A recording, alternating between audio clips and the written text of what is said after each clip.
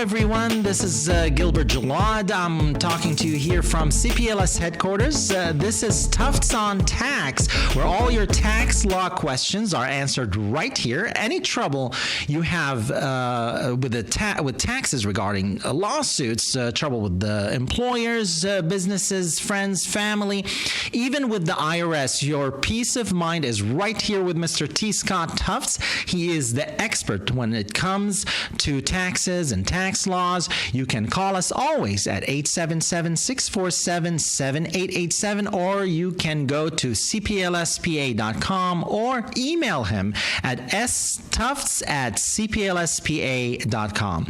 Now, Mr. Tufts focuses on how tax forms and other issues impact people's daily life in ways that are often overlooked or unknown. Certain tax forms, like the form of 1099 NEC or 1099 MISC or Schedule K1 or Form 8082 or many others, when filed, can lead to litigation.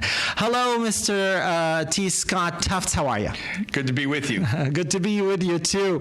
Now, today we have a special edition of our episode on Tufts on Tax. We have Attorney Lisa Hu Barquist. She's going to join you and talk about litigations, and I believe it's what form she talking about related to her? We talk about the K1, K2, K3 forms and international matters. So it's a great opportunity for us to hear from Lisa and the experiences she has had with these forms and how they come up in litigation. Mm-hmm. And how do they play a role with Ms. Barquist here? So Ms. Barquist has a strong background in dealing with international investors, EB-5, and other such things. And so in the context of business litigation, the question comes up quite a bit, Gilbert, on investors only getting a K1 and and that not being sufficient, that there's the amplification of the information, especially for international folks who how they invest, the details of the operations here in the United States. They need that financial data. So Lisa's had some experiences with that, and we look forward to getting that out to our listeners. Wonderful. And I know you're going to talk to her, and she's going to introduce herself. But a little bit about Lisa Barquist, Lisa Hu Barquist. She has a Chinese background, of course, and born in Taiwan. Parents left China to escape communism. Interestingly enough, she's from Yale University, got a degree in English literature, University of Southern California Law School, law review, just impeccable background. Assistant U.S. Attorney, has had a number of experiences that bring to our listeners some great background here on the issues that we're trying to get out. Absolutely. She, with her background, with her knowledge, she's an excellent candidate for this and to talk about all these forms. And we'll be definitely right back, and we'll have Miss Attorney Lisa Hu Barquist to join us and join T. Scott and discuss all these forms and beyond. Alrighty, I am honored to have with us today Lisa Hu Barquist, a colleague of mine here at CPLS PA. Lisa comes to us from many interesting background and experiences. Most notably, born in Taiwan, parents left China to escape communism.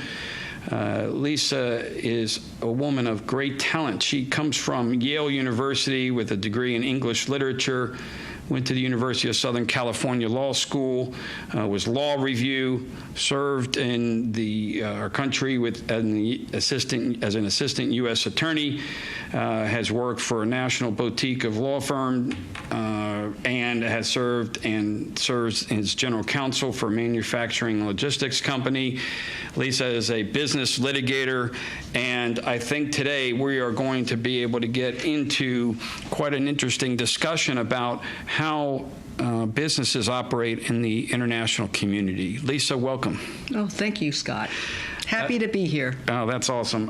Lisa, in your work in the practice over the years, have you come across business interests and clients who have run into this K-1? Absolutely, I have. I'm currently working on a tremendously large, complicated litigation. It involves limited partners who invested as EB-5 investors.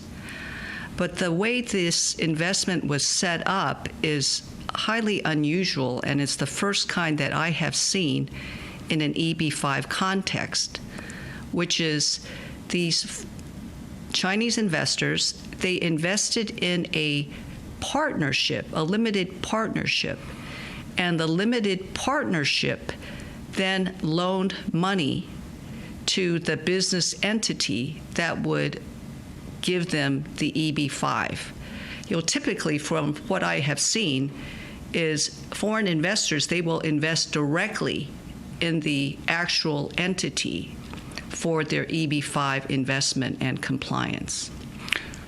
So, Lisa, on that point, let's take a quick review of EB-5 for a moment. What is EB-5? EB-5, essentially, it is a mechanism that has been created by the U.S. Immigration Department to allow immigrants who are prosperous, who are able to invest and create jobs here in the United States. There are criteria which vary, lots of specifics and details which I won't get into. Criteria for their investment. It's a long-term investment. There is a requirement that jobs be created, the company be solid and sound, and then at the end of this investment, they get permanent residency here in the United States. So it's a win-win for the investor and also for this country. Oh, that's awesome. Now, you were mentioning in this particular case example that what was unique is they seem to have invested through a limited partnership. Was that a stateside or United States limited partnership? Yes, it was. And so that partnership then creates, and we've been talking about that on our podcast here, it produces a K-1. And that K-1, which links the performance of an entity to its individuals, helps provide information. What have you seen in this context or other contexts where how that information to that foreign investor, how that has gone about, or what issues have come up? Well, getting back to the case that I mentioned earlier, the K-1s were issued by the investing company to the limited partners. However, it was only a one-page K-1. There were no tax returns, no financial information, no financial statements, nothing of any kind. Now, the investment vehicle filed for bankruptcy in Delaware. So we were in Delaware court for a while. The investment entity or vehicle actually is located in the state of Florida. Interesting. So one of the things that the IRS, and I think you and I have talked about this briefly, or I've made you aware of it, is the idea that there's a K2 and K3 coming, that the IRS has decided that they need to expand on the amount of information available to folks in filling out their tax forms. And that seems to be going down the road that you're mentioning, that there needs to be more details provided. Does that sound correct? It does. I have looked at the draft forms. It is fantastic that these forms be required, the K2s and K3s, that they be completed, because that means investors or limited partner clients that I have in my case, they must get financial information from the investment vehicle that they have invested in to be able, so they know financial information, and then they can pass it on to the government.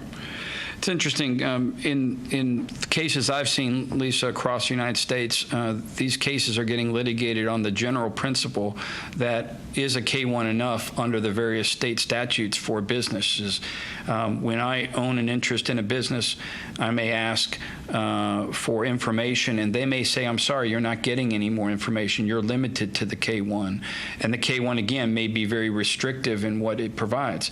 So it sounds to me that this is going to amplify that information. But talk a little bit about what you've seen in terms of the ability of investors to get information from the businesses as far as what requires litigation and what does not.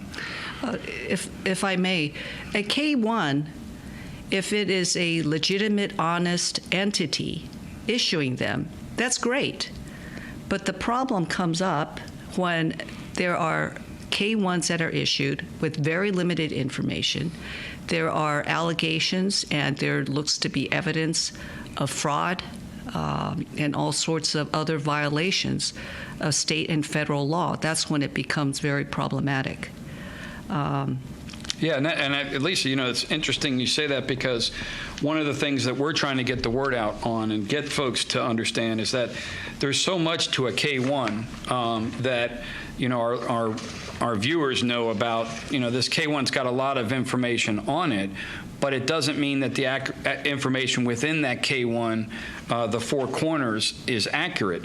And when you look at a K-1 and there's so much information on them within what we call the four corners of the K-1, that it goes far beyond just identifying a foreign partner. It might require identification of the entity, their share of liabilities, their percentages of profit and loss and capital, their capital accounts, and then how they got into the entity. When I start talking like that, and then you have these codes and the fact that this K-1 is a scanned item, that our government is attempting to track down the information that goes on a personal return, do you have any thoughts about the fact that as a policy, our government's gathering in this data to match it with returns? What do you see from the investor side that does that help any, that they're looking for a return, or does it not really matter because the foreign investors are kind of taking their information back to their own reporting jurisdiction, meaning, as a foreign individual? I see it as actually a couple of different avenues. I've had another litigation case where the K-1 that's issued by the fraudulent defendant, of course I'm biased when I say fraudulent defendant. Of course. But the K-1 is inaccurate. And how is the government going to know or recognize or pick up that the K-1 is fraudulent? Well, so it's interesting. So I'm sorry. So there's that aspect. Sure. Well, and again, so one of the things that we talk about, Lisa, here is that there is an 808-2 form that can take the K-1 that's issued and file and protect the person on the other side of the K-1 to get word out that they're taking an inconsistent position with that K-1. So folks don't always know that that form's available, that is an absolute bar to block the reporting, and that they can report things their own way. So that's kind of the one thing we're trying to do and get the word out, because many folks and the accountants and whatnot don't realize that there is this form 808-2 to contest the K-1 at the source and when it's issued. So any quick comments about that, as far as have you heard of this form in practice or anything from the accountants? I have not. Now, who would file the form? So the recipient of a K-1 that is believed to be erroneous or fraudulent would look to file the 808-2 to contest the K-1 when it's issued, to then try and get it changed. And if it wasn't changed, then they can protect their own tax return position. In other words, the K-1's not the end of the story, it's a position paper. So if someone files a potentially fraudulent or erroneous K-1, then the response is with this 808-2 to say, I'm not reporting that, I'm going to report something different. And then that gets the audit going for all of the parties. Now, if the recipient of the K-1 is a foreign investor, this is a different case with a different investor, would that foreign person be able to file filed the form that you mentioned? So yes, the 808-2 goes in with the individual return. So I'm a little bit dependent there under that kind of situation with, are they reporting a 1040 NR form, non-resident form? Are they reporting any activities to the U.S.? Because sometimes they will not, right? They'll be reporting only in their own jurisdiction. So under that circumstance, there is no 808-2 that's going to go in on with a 1040. However, to answer your question, the 808-2 can also be filed directly against the entity and as an individual form. So that requires a person who knows the intricacies of this law to know that they can step up and file a form if they cannot get their K-1 corrected. And so, yes, they can step up and file a form directly against the entity. This is fantastic news. Now Scott, this is a follow-up practical question. Are you able to do that? Yes, so as a practical matter, yes. Fantastic. I got a client who needs it done. So what we do, Lisa, to be more exact, is the problem we have here is that these are technical forms, but they're very important in litigation, and they're very important in the battle that occurs when everyone's connected by these tentacles of information. And so for folks out there listening, you have an 808-2 form to protect you. It's got to be walked through and advised upon in litigation or pre-litigation. It will create an issue where the IRS has a mismatch and they got to step in and resolve that dispute. But it is critical for that effort to be made. So in these cases, Lisa, the instructions to the form, which many folks may or may not read, says your first step is try and fix it internally and in accordance with your agreements. If you then cannot get it fixed internally, then you exit externally and file the form to protect yourself against your own return report position, and you can take action against the entity. This is great, because this litigation which I'm in, I haven't gotten jack squat. And of course, the courts allow and will grant, so I cannot oppose a 30-day extension on the discovery. But this is good. Yeah, and we will move on this. Yes, and Lisa, kind of a couple more topics real quick. You know, Lisa, so many folks have foreign bank accounts, and you know, it used to be called the FBAR form, but now it's a FinCEN, which is you know, financial crimes division of our government. Just talk briefly, quickly about what you see in foreign accounts and the reporting of statement of financial assets by foreign, you know, in a foreign country, and some of those ideas. What have you seen? Scott, I haven't seen any of that. Okay. And coming forward, though, it would not surprise you, though, that the effort to gather in data for folks who have international involvement, it would not surprise you that the government's looking to gather in that information at a greater and greater level. That wouldn't surprise you, right? That our government's trying to gather in that data. By how? How are they trying to do that? So on all these forms, they gather in the data, and they get information about these entities operating both here and abroad. If it touches the U.S. soil, they're going to want very expansive amount of information. They're going to want transparency in the global markets, transparency with the banks. The days of the Swiss bank account being kept hidden are gone. Does that conform with your understanding of how things operate on the international scene? Yes, I think that's, you know, there are pros and cons for the transparency. Yeah, and the thing that we're going to be talking a little bit about also is, you know, we see folks who believe that they can do asset protection and things in the foreign markets, and that may very well be the case. There's nothing wrong with pursuing asset protection ideas and so forth. But if you have an offshore trust or trust in a foreign country, and you have hidden nominee, you know, trustees or whatnot, it's still critical for you to get the proper analysis from your advisors on the beneficial interest that you have in any such trust. And I think what folks don't realize is that many of the forms, you may say, well, I'm not a beneficiary, but in fact you may be, and someone needs to analyze that, and you need to do that in a confidential setting with an attorney. Would you agree with me? Yes. Okay. Legal counsel and experience is always good for the client. Well, Lisa, whether the news is good or bad for the client. 100%. It's good. And Lisa, I look forward to bringing you back because you are such an incredible practitioner, a person of no nonsense, straightforward, but phenomenal talent, and I just look forward to being able to talk to you again on this program about other aspects of these tax forms and how they come into litigation. But thank you for your time. Scott, well, thank you. Thank you for the compliments, but your nose just grew 9 feet. As Pinocchio would say, thank you. We're signing off, but we'll be back. Yeah, thank you for having me. Oh, no problems. Look forward to seeing you again.